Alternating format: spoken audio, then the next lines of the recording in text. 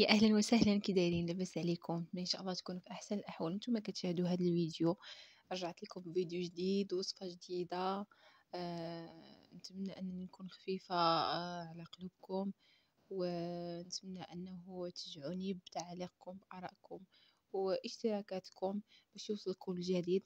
اليوم جبت لكم وصفه ديال ميني بطبوط مع الحشوه ديالو.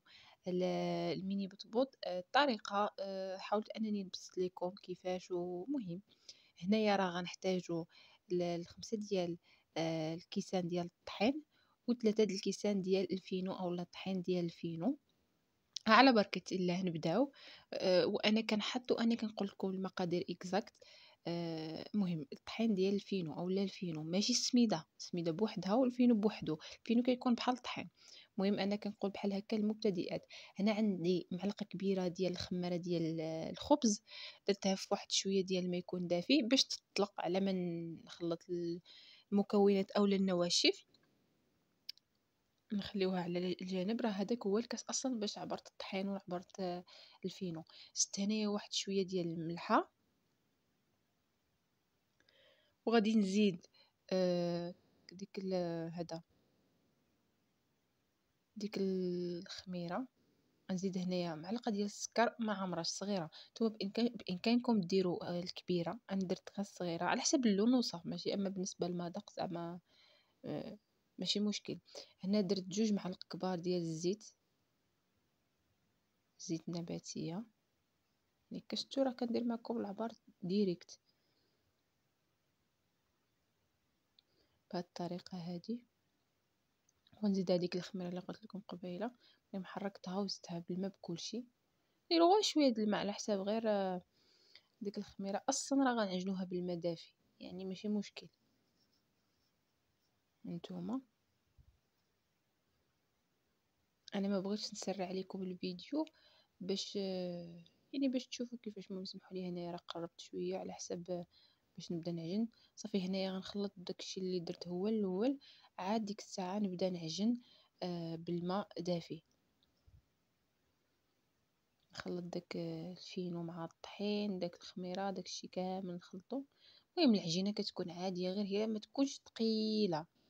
راكم عارفين الخبيزات ما كيحتاجوش يعني تكون ثقيله. العجينه تحكمي فيها صافي، هو هذاك. صافي هنايا غادي نجيبو داك الماء الدافي، تفيتو شويه، كنكبو كنبقاو نعجنو وحنا كنكبو كنشوفو حتى يتجمع لينا الخليط بحال هكا بحال هكا.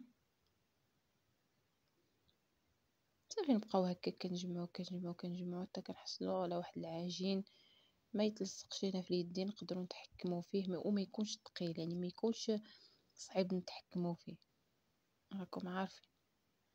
صافي كنجمعو بحال هكا ساهل. من بعد راه خصني نعجنوه شويه بحال هكا. من بعد ملي كنساليو التجمع، انا في مهم تما على البلاصه فين كنت كنخدم، على سطح البلاصه اللي كنت كنخدم فيها، غادي نرش تما شويه ديال الطحين وغادي نكب داك العجين. ها نتوما شفتوا العجين ديالي كي داير، ما كيتلصقش بزاف عادي. درت هنا الطحين وغادي نزيد عليه الاخر العجينه ديالي وغنعجنها مزيان. ماشي مزيان عاوتاني تسمعوا العجين اللي يجي. انا الصراحه كيعجبني نعجن بيدي. كاين عندنا العجانه سبحان الله ما كتعجبنيش، كيعجبني هكا بيدي، كنحس براسي درت شي حاجه، درت مجهود. المهم هانتوما كنبداو نعجنو نخدموها شويه بحال هكا. ماشي بحال زعما العجينه ديال المسمن، راكم عارفين المسمن كيديد ليك بزاف. هنايا غير شويه مهم باش نحس بديك العجينه تجمعات شويه لداخل كامل. كنعرفوا العجينه كيفاش. حاولت ما امكن ما نسرحش لكم الفيديو باش تفهموا كيفاش وشحال. هانتوما صافي. من بعد غادي نجيبو اصلا داك البول نيت فاش خلط، غادي ندهن هاد العجينه ديالي بالزيت من الفوق، وندهن داك البول ديالي حتى هو شويه بالزيت باش ما يتلصقش فوقاش يخمر. صافي ونخليوها على جنب واحد نص ساعه هكاك، 20 دقيقه مثلا بحال هكاك. حيت اصلا من بعد فوقاش غنطلقوهم وغادي نديروهم على شكل خبيزات صغار، غادي نخليهم حتى هما يخمروا شويه. ها نتوما شفتوا دهنت شويه بالزيت، وغادي نحط ديك العجينه ديالي، ندير لها السلوفان ولا ندير لها شي حاجه صافي، وغادي نحطوها على جنب هكا، نديرو هداك السلوفان ولا نغطيوها حتى بشي هكا بشي توب ولا شي فوطه، ولا على حسب ما تدخلش هكا ما تدخلش الهواء، نخليوها ترتاح واحد 20 دقيقه حتى لنص ساعه، حيت راه غتخمر هاد في الاول، من بعد غتخمر عاوتاني فوقاش نطلقوها. صافي من بعد غادي نرجعوا ليها.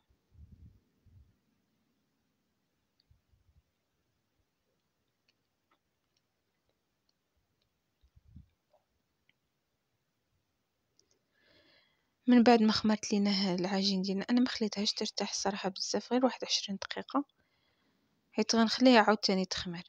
غادي نقسمو العجين، شتو هانتوما سبحان الله كتحسوا به رطاب وطلق راسو.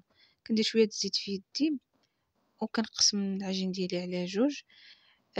ديك الساعه غنطلقوها على ديك البلاصه فاش حاطه البول تما. غادي ندير الطحين، غادي نرش الطحين ضروري باش ما تلصقش لينا العجينه تما. كنرشو مزيان الطحين، انا تما في الاول سقط ليا، من بعد حتى من بعد رشيت الطحين مزيان. شتو كنطلقوها بالمدلك. خدموا الطحين ديالكم، شتو مزيان، ديروا الطحين، غير ديروا الطحين باش ما تلصقش لكم من احسن هكا.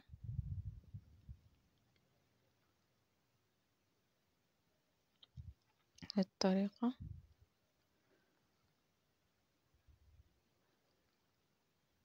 غنديروا الطحين ضروري.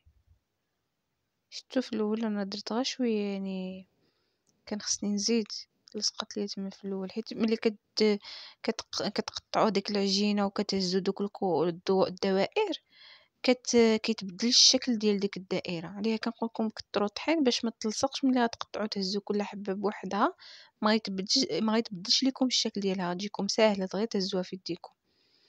بالنسبه للعجينه ديالي ما تلقوهاش تكون رقيقه كامله، يعني رقيقه، يعني نخليو عليه شويه، نخليو شويه بعدا العجين ديالي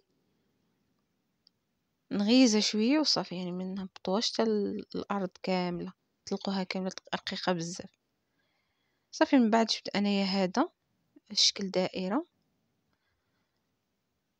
انا اختاريت داك الحجم. نتوما بامكانكم تختاروا الصغارين، انا درت هكا بحجم عائلي، الانسان يكون جوج ثلاثه صافي راه كيشبع.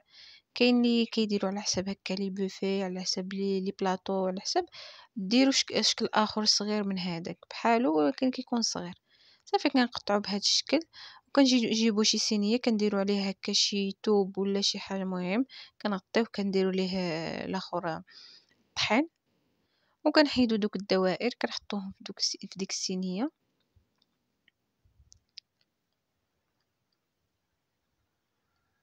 المهم هانتوما كيكملوا بحال هكا.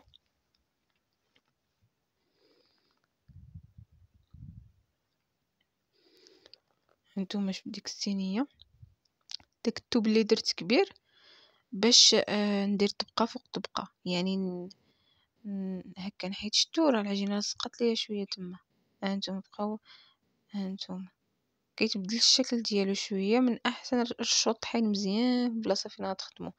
انا صوبتها شويه باش ما يتبدلش الشكل ديالها. هانتوما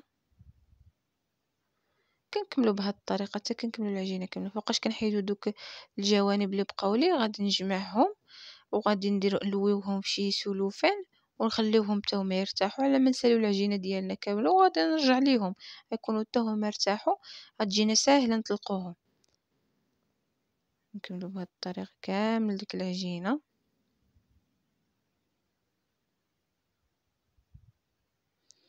بحال هكا. انا ما كنبغيش نسرع الفيديو، اللي كتكون شي حاجه بحال هكا فيه الشرح وفيه احسن بلا ما نسرع الفيديو.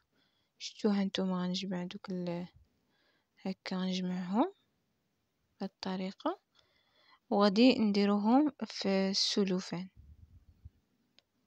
داك السلوفان الليت اللي كنت مغطيه به هذاك العجين ديالي، هانتوما هكا خليوها على جنب. غادي نجبد انايا العجينه ديالي هكا، وغادي نرش الطحين عاوتاني ونكملو بنفس الطريقه بحال اللي درنا الاولى. غنديرو لهادي هكا، نرشو الطحين مزيان هكا.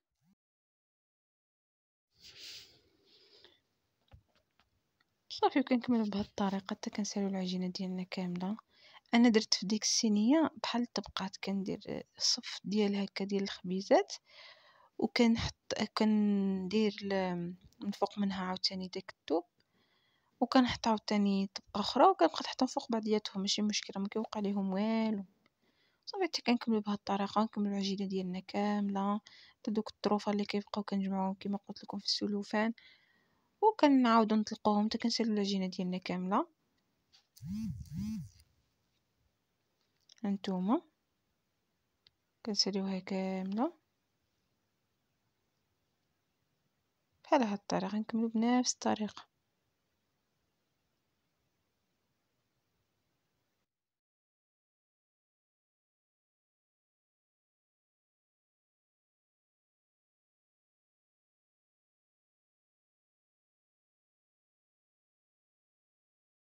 وبحال هكا نقطعو باش ونحاولو نقطعو مزيان كيو على داك الرشم اولا داك الاخر الاطار، باش يقطع لينا ديك العجينه، باش فوقاش نهزوها ما تكونش لاصقه لينا.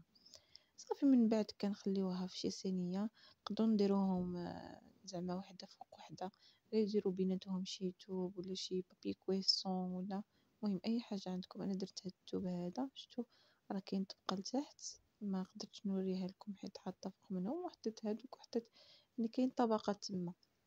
صافي هنايا من بعد ما خمروها نتوما، انا خليتهم هنايا هكاك شي 20 دقيقه وصافي.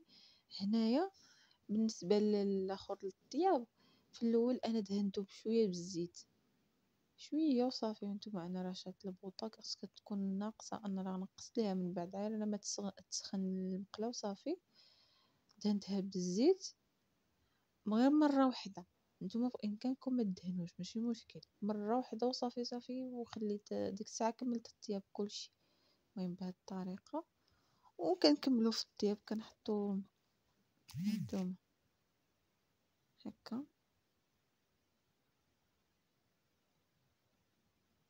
كنحطوا البطبوط ديالنا بهذه الطريقه. ساهل في الطياب. المهم بالنسبه للطياب بطريقه بحال هكا، يلا كتشد راسها من التحت كتقلبوها، وكتبقاو تقلبوا تقلبوا تقلبوا تقلبوا حتى كتطلع، حيت كيتنفخ كيتنفخ وكيبقى خاوي من التحت. حيت ملي كيتنفخ كتعرفوا بلي البطبوط ديالكم ناجح. هانتوما نوريكم، شوف شفتوا كتبقاو تقلبوها تقلبوها وكتطلع اوتوماتيك كتطلع. هانتوما الاخرين شفتوا راه باقي ما طلعوش، كنبقاو نقلبوهم حتى كيطلعوا. هانتوما ها هي شوفوا هذه كنقلبها دابا، كنشوفها غير واش شدت راسها وصافي. كنبقاو ضروري بحال هكا نقلبو باش يطيبوا لينا من الداخل. صافي وكنكملوا بهذه الطريقه هذه حتى كنساليو العجينه ديالنا كامله. خرجت ليا تقريبا نقول لكم 22 حبه. هانتوما هذوك الوالا شفتوا، لا ضروري الوالا كيخرجوا لكم ما كيتنفخوش، كيطيبوا ولكن ما كيتنفخوش. حنا خصنا البطبوط ديالنا شفتوا هو خصنا البطبوط ديالنا يتنفخ. هانتوما غتشوفوا نحل معكم وحده تشوفوا كيفاش غتجي، كتجي يا سلام. ها هي شوفوا منفخه كنحلوها. هانتوما شفتوا ما كتلقاوش دوك العجينه ولا داك الشيء كيكون. المهم شوف الخبزه ديالكم كتكون خفيفه كتعرفوها ناجحه 100%. ودابا غندوز معكم للحشوه. انا درت واحد الحشوه خفيفه دغيا كتوجد. نتوما بامكانكم ديروا الدجاج، ديروا كفته، ديروا اللي بغيتو. المهم هنايا في هذا البول درت هنايا الخس، الزيتون مقطع، واحد جوج خيزويات محكوكين اولا الجزر، ودرت هنايا المايس اولا الذره، ودرت هنايا الثوم هكا. وديروا المايونيز صافي، ديروا المايونيز وجمعوا كثروا من المايونيز، حيت اصلا الخبز كيكون ناشف خصنا ضروري لاصوص، فمن احسن كثروا المايونيز. المهم ديروا المايونيز مزيان. أنا راه تما درت المايونيز ناقص، ديروا المايونيز صافي وكتعمروا به الخبيزات ديالكم. أنا ما هذه الحشوة اللي وريت لكم ما عمرتش بها أنا ديك الخبيزات ديالي كاملين، لا عمرت بها 12 خبزة، 12 ولا 11 بحال هكاك، المهم 12 خبزة جاتني هي هذيك، والباقي احتفظت به في الثلاجة، ما درتوش كامل باش ما يضيعش. يعني راه 22 حبة، راه تبارك الله تاكلي فيهم يومين ولا 3 ايام. اما الا كانوا جوج ديال الناس ولا ثلاثة في الدار راه تاكلوا فيه الخير والبركة. صافي كنزيدو المايونيز وكنجيبو الخبيزات ديالنا وكنبداو نعمرو فيهم. ها نتوما غنبداو بالاولانيه اللي درت معاك بحال هكا، وكنعمرو معلق جوج معالق، كتجي هي هذيك جوج معالق هكا ولا. ها نتوما صافي وكنخليوها فشي طبسيل ولا فشي حاجه اللي تقدموا فيهم.